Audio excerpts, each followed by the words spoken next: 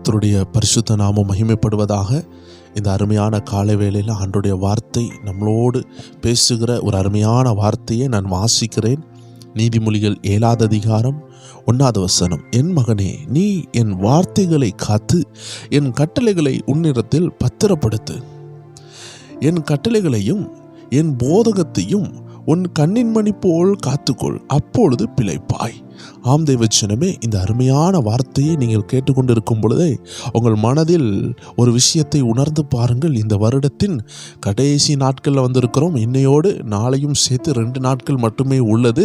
இந்த வருடத்தினுடைய முடிவு நமக்கு அருகாமையில் வந்துவிட்டது. இந்த நேரத்தில் கூட ஆண்டவர் சொல்லுகிறார், நம்மளை பார்த்து சொல்லுகிறார், ஒருவேளை கடன் துரத்தி கொண்டிருக்கலாம், போராட்டங்கள் துரத்தி கொண்டிருக்கலாம், வியாதிகள் துரத்தி கொண்டிருக்கலாம், யுத்தங்கள் துரத்தி கொண்டிருக்கலாம். ஆனால் ஆண்டு சொல்கிறாரு, இதெல்லாவற்றிற்கும் பரிகாரத்தை தேடி கொண்டிருக்கிற உங்கள் இருதயத்தில் வசனம் இருக்கிறதா? வசனத்தை காத்து கொள்கிறீர்களா? வேத வசனம் உங்கள் உயிராக இருக்குதான்னு ஒன்று ஆராய்ச்சி பண்ணி பார்த்து கொள்ளுங்க. ஏன் தெரியுமா? இன்னைக்கு ஆண்டவர் நம்மளோடு பேசுகிறதற்கு ஒரு காரணம் உண்டு. வசனம் சொல்லுகிறது, கற்பாறையின் மேல் இருந்த வீடு மட்டும்தான் அழியவில்லை, மணலில் மேல் இருந்த பங்களா கூட அழியும் என்று வேதம் சொல்லுகிறது. ஏனால் கற்பாறை மேலே இருந்த வீடும் மணலில் மேல் இருந்த வீடையும் புயல் அடித்தது. பெருவெள்ளம் வந்தது. மண் மேலே இருந்த வீடு மண் அரித்து வீடு சரிந்தது. ஆனால் கற்பாறையின் மேலே இருந்த சின்ன வீடாக இருந்தால் கூட, குடிசை வீடாக இருந்தாலும் கூட அது அசையவில்லை என்று வேதம் சொல்லுகிறது. அப்படி என்றால் வேத வசனம் இல்லாமல் ஒரு லைஃப் இருக்குதுன்னா அது மண்ணின் மேல் கட்டப்பட்ட வீடு, அஸ்திபாரம் இல்லாத ஒரு வீடு, மண்ணை நம்பி போட்ட அஸ்திபாரம். அந்த அஸ்திபாரத்துக்கு கீழே புயல் வரும் பொழுது, தண்ணி வரும் பொழுது அஸ்திபாரம் அசைய தொடங்கும். ஆனால் கற்பாறையின் மேல் போட்ட வீடு என்னதான் காத்தடிச்சாலும், என்னதான் புயல் அடித்தாலும், எவ்வளோதான் தண்ணி வந்தாலும் அந்த கற்பாறை இருக்கிறதுனால அது அசையாது. இந்த கற்பாறை யாருன்னு பார்த்தீங்கன்னா, கிறிஸ்துவே அந்த கற்பாறை. கிறிஸ்துவாகிய இயேசு, அந்த இயேசு வார்த்தையாக இருக்கிறார். அந்த வார்த்தை உங்கள் இருதயத்தில் இருக்க வேண்டும். அதை நீங்கள் பத்திரப்படுத்த வேண்டுமா? ரோட்டில் நடந்து போகிறீங்க, நீங்கள் போகும் பொழுது ஒரு தங்க மோதிரம் கிடக்கு, அது யாருடையதுனே தெரியலை, அது ஒரு காட்டுப்பகுதி. அதை ரோட்டில் விட்டுட்டு போனால் வேறு யாராவது எடுப்பாங்க. இப்போ நீங்கள் என்ன செய்றீங்க? அதை எடுத்து வைக்கிறீங்க, எடுத்து கொண்டு வாரீங்க. எப்படி கொண்டு வருவீங்க? பத்திரமா கொண்டு வருவீங்க. ரோட்டில் ஒரு தங்கம் கிடக்குதுன்னா அதை எடுத்து பத்திரமா கொண்டு வாரீங்க. ஆண்டு சொல்கிறாரு, பொன்னிலும் விலையேற பெற்ற வேதம், அதை ஆண்டு சொல்லுகிறார், என் மகனே, நீ என் வார்த்தைகளை காத்து என் கட்டளைகளை உன்னிடத்தில் பத்திரப்படுத்து. Keep safe in your heart. உங்கள் இருதயத்தில் சேஃபாக வைங்க. என் கட்டளைகளையும் என் போதகத்தையும் உன் கண்ணின் மணி போல் காத்துக்கொள், அப்பொழுது பிழைப்பாய். தேவச்சனமே, கடன் துரத்துது, போராட்டம் துரத்துது, யுத்தங்கள் துரத்துதுன்னா உலகத்தார போல வசனம் இல்லாமல் வாழ்ந்து ஜெயித்திரலாம் நினைக்காதீங்க. நீங்கள் கிறிஸ்தவர்கள்னா உலகத்தில் உபத்திரம் உண்டு. இது ஆண்டவர் ரட்சிக்கப்படாதவர்களுக்கு சொல்லவில்லை, ரட்சிக்கப்பட்டவர்களுக்கு. ஏன் இந்த உபத்திரவம்? Persecution come to shape us. உபத்திரவம் நம்மளை உருவாக்க வருகிறதை தவிர உருக்குலைக்க வரவில்லை. திராணிக்க மேலே ஒரு சோதனை கிடையாது. நீங்கள் ஏசப்பா பிள்ளைன்னா அவருடைய வட்டத்துக்குள்ளே வந்துட்டீங்கன்னா திராணிக்க மேலே சோதனை இல்லை. இன்னைக்கு திராணிக்க மேலே சோதனை இருக்குதுன்னா ஏதோ ஒரு வட்டத்தை தாண்டி நம்ம ரோட்டில் நிற்கிறோம். தேவஜனமே, வீட்டுக்குள்ளே படுத்து தூங்குறது சேஃபா, ரோட்டில் படுத்து தூங்குறது சேஃபான்னு பார்த்தீங்கன்னா வீட்டுக்குள்ளே தான் சேஃபு. ஏன்னா வீட்டுக்குள்ளே திருட வரமாட்டான், வீட்டுக்குள்ளே விஷ ஜந்துகள் வராது, வீட்டுக்குள்ளே விலங்குகள் வராது, வீட்டுக்குள்ளே இருந்தால் வெயிலினுடைய மழையினுடைய தாக்கம் இருக்காது, திருடர்களுடைய பயம் இருக்காது. ஆனால் இதே வீட்டுக்குள்ளே சேஃபாக படுக்காமல் ரோட்டில் போய் படுத்தா என்ன ஆகும்? வண்டி இடிக்கலாம், நாய் கடிக்கலாம், திருடர்கள் திருடலாம், என்னன்னாலும் நடக்கலாம். இதே போல தான் தேவச்சனமே, வசனம் என்ற வட்டத்துக்குள்ளே நீங்கள் இருந்தீங்கன்னா திராணிக்க மேலே சோதனை கிடையாது. எந்த உபத்திரவங்களை ஜெயிக்காது. எந்த உபத்திரம் வந்தாலும், எந்த ஆயுதம் உருவாக்கப்பட்டாலும் அது 7 வழியாக திரும்பி ஓடும். கர்த்தருடைய பிள்ளைகளை ஜெயித்த சரித்திரம் கிடையாது. அபிஷேகம் பண்ணப்பட்டவர்கள் தோத்த சரித்திரம் கிடையாது. ஆனால் அபிஷேகம் பண்ணப்பட்டவங்க வாழ்க்கை கப்பல் கவர்றது போல கவர்கிறதுனா எங்கேயோ கப்பலுக்குள்ளே ஓட்டை வந்திருக்குது. தேவச்சனமே, அந்த ஓட்டை அடைச்சா போதும், அந்த கப்பலை காப்பாற்றிடலாம். எத்தனை பேர் விசுவாசிக்கிறீங்க? இந்த அதிகாலை வேளையில் ஆண்டவர் நம்மளோடு பேசுகிறார். இந்த வருஷத்தின் கடைசி 2 நாளில் நம்ம வந்திருக்கிறோம். நாளை ஒரு நாள் மட்டுமே உள்ளது. இந்த வருடம் மூடப்படுகிறது. கர்த்தர் நம்மளை ஆயத்தப்படுத்தி இருக்கிறார். தேவ ஜனங்களே, நம்ம இன்னைக்கும் ஆவியானவருடைய வார்த்தையை கேட்டு, ஆண்டவரே என்னை உம்முடைய வட்டத்துக்குள்ளே வைத்துக் கொள்ளுங்க. ஏன்னா ஆண்டவர் தெளிவாக சொல்லிட்டாரு, மனுஷன் அப்பத்தினால் மாத்திரம் அல்ல, தேவனுடைய வாயிலிருந்து புறப்படுகிற ஒவ்வொரு வார்த்தையினால் பிழைப்பான். மனுஷன் அப்பத்தினால் மாத்திரம் இல்லைன்னு ஏன் சொன்னார் தெரியுமா? சாப்பிட்டு கரெக்டான புரோட்டீன்லாம் எடுத்து, கரெக்டான கேலரிஸ் எடுத்து, கரெக்டான சாப்பாடுகளை கரெக்டாக கொடுத்து, நல்ல ஒரு டாக்டரை போல நீங்கள் வாழ்ந்தாலும், பாடி பில்டர் சாப்பிட்றது போல நீங்கள் நேர்த்தியாக சாப்பிட்டாலும் இந்த உலகத்தில் நீங்கள் பிழைக்க முடியாதுன்னு வேதம் சொல்லிவிட்டது. காரணம் என்னவென்றால், தேவஜனமே, ஒரு மனுஷன் வாழ்கிறதுக்கு வேத வசனம் தேவையாக இருக்கிறது. உங்களுக்கு புரிகிற மாதிரி சொல்லுகிறேன். நீங்கள் மட்டும் வேத வசனத்தை தியானிக்காதவர்களாக, தேவனுடைய ஆலோசனையை உணராதவர்களாக இருந்தீங்கன்னா நீங்கள் சொந்த வழிகளில் போக ஆரம்பிப்பீங்க. சொந்தமாக பிஸ்னஸ் தொடங்குவீங்க. சொந்தமாக சுய ஆலோசனையில் எதையாவது செய்வீங்க. அது கர்த்தருக்கு பிரியமில்லாததாக இருக்கும். எடுத்துக்காட்டுக்கு, ஆபிரகாமுக்கு ஆண்டவர் ஒரு குழந்தையை கொடுப்பேன்னு சொன்னார். ஆனால் சாராள் வேற ஒரு ஆலோசனையை கொடுத்தாங்க. அந்த ஆலோசனை தேவனுடைய ஆலோசனை இல்லை. இது தேவ மனிதனுடைய வாழ்க்கையில் நடந்த விஷயம். அப்போ தேவ மனிதர்கள் கொஞ்சம் வேத வசனத்தை விட்டுட்டு உலக சத்தத்தை கேட்டால் கூட ரூட் மாறிடுது.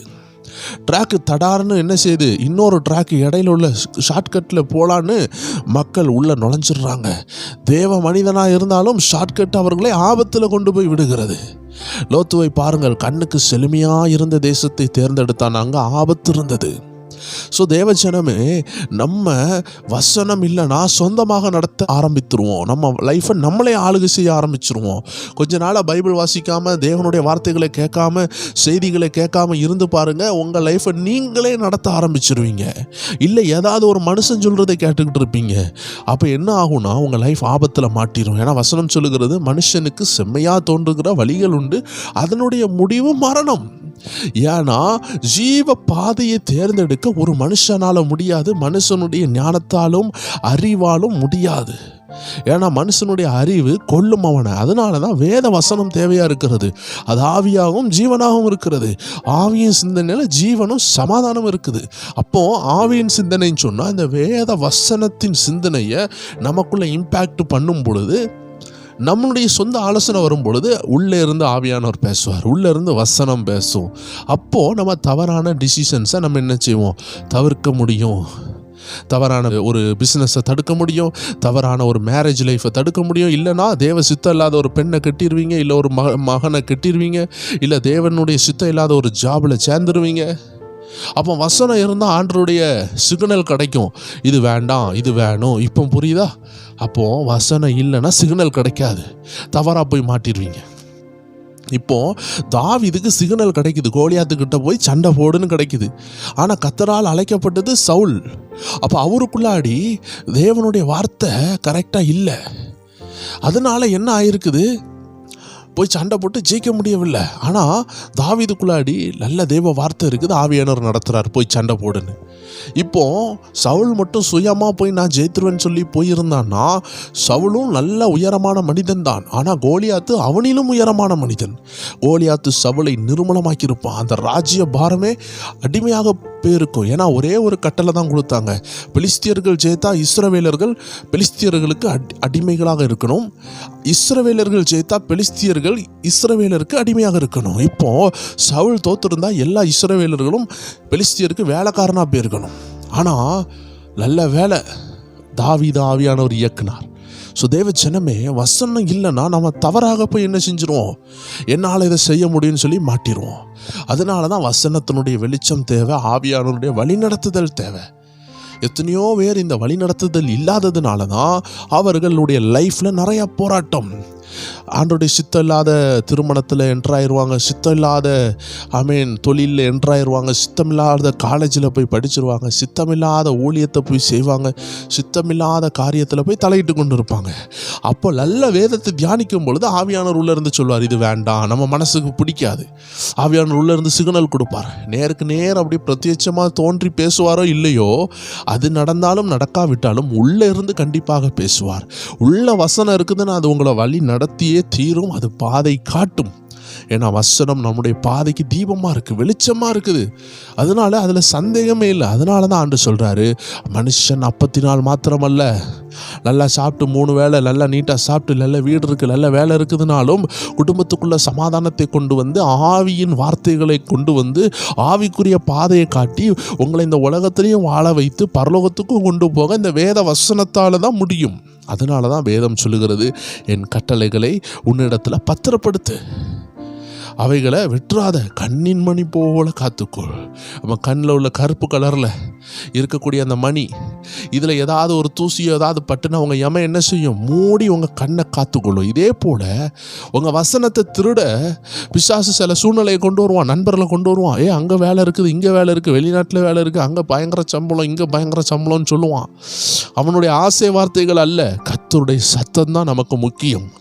ஆசை வார்த்தையை கேட்டு உயிரை இழந்தவங்க எத்தனையோ பேர் உண்டு, குடும்பத்தை இழந்தவர்கள் எத்தனையோ உண்டு. போய் அடிமையாக வேலை செய்வாங்க, வெளிநாட்டில் போய் வசமாக மாட்டிக்கிடுவாங்க. 4 லட்ச ரூபா, 6 லட்ச ரூபா, 10 லட்ச ரூபா இழந்துருவாங்க. சில பிள்ளைகள் உண்டு, தேவனுக்கு சித்தமில்லாததில் போய் மாட்டிடுவாங்க. என்ன ஒரு டாக்டர் என்ன கூப்பிட்டு ஜெபிக்க சொன்னார். ஏன்னு கேட்டால் அவங்க மகா கிட்டத்தட்ட 18 லட்ச ரூபா வரைக்கும் செலவழித்து அவளை டாக்டருக்கு படிக்க வைக்கணும் என்று ஒரு குறிப்பிட்ட விலை உயர்ந்த படிப்பை அவளை படிக்கணும்னு கொண்டு போய் விட்டா, அவள் அந்த தேசத்துலேருந்து இந்த ஊரில் வந்து வேற ஒரு காரியத்தில் தலையிடணும்னு நினச்சிவிட்டாள். அப்போ காரணம் என்ன? தேவ சித்தத்தை அறியாமல் நான் டாக்டரு, என் அப்பா டாக்டரு, இனி என் மகளும் டாக்டர் நினச்சாங்க. அது தேவ சித்தம் இல்லாமல் இருந்திருக்கு. யோசித்து பாருங்க. ஸோ நமக்கு வசனம் இல்லை என்றால் நம்ம குடும்பத்தில் ஆபத்துகள் வரும். அதனால தான் ஆண்டவர் தெளிவாக சொல்லியிருக்கிறார். ஆம் தேவச்சனங்களே, இதன் மூலமாக ஆண்டவங்களை ஆசீர்வதிப்பார். இந்த நாள் இன்பமாக இருக்கும். ஜெபிக்கலாம். அன்பான ஆண்டவரே, இந்த வார்த்தையை கேட்ட ஒவ்வொரு பேரையும் ஆசீர்வதியும், புது பலத்தால் நிரப்பும், கிருபையால் மூடும். உங்கள் நாமம் மட்டும் மகிமைப்படட்டும். இயேசுவின் நாமத்தில் ஜெபிக்கிறோம் நல்ல பிதாவே. ஆமேன், ஆமேன், ஆமேன். God bless you. இன்றைக்கும் ஸ்பிரிச்சுவல் WF என்ற சேனலில் நம்ம புது வருஷத்தில் என்ன மாதிரி இருக்கணும், எப்படி நம்ம ஜெபிக்கணும், எல்லா காரியங்களும் தியானிக்கிற மாதிரி ஒரு அருமையான காரியத்தை நம்ம பார்க்க போகிறோம். ஸோ தேவ ஜனங்களை இன்றைக்கி இருக்கிற இந்த அருமையான ஸ்பிரிச்சுவல் WF என்ற சேனலில் உள்ள வீடியோ மிஸ் பண்ணாமல் பாருங்கள். அது நம்ம ப்ரேயர் டைம் சேனலில் வராது. புதிதாக பார்க்கிறவர்கள் கீழே உள்ள வாட்ஸ்அப் சேனலில் ஜாயின் பண்ணிக்கோங்க. அதில் உங்களுக்கு லிங்க் கொடுக்கப்படும். God bless you. ஆமென்.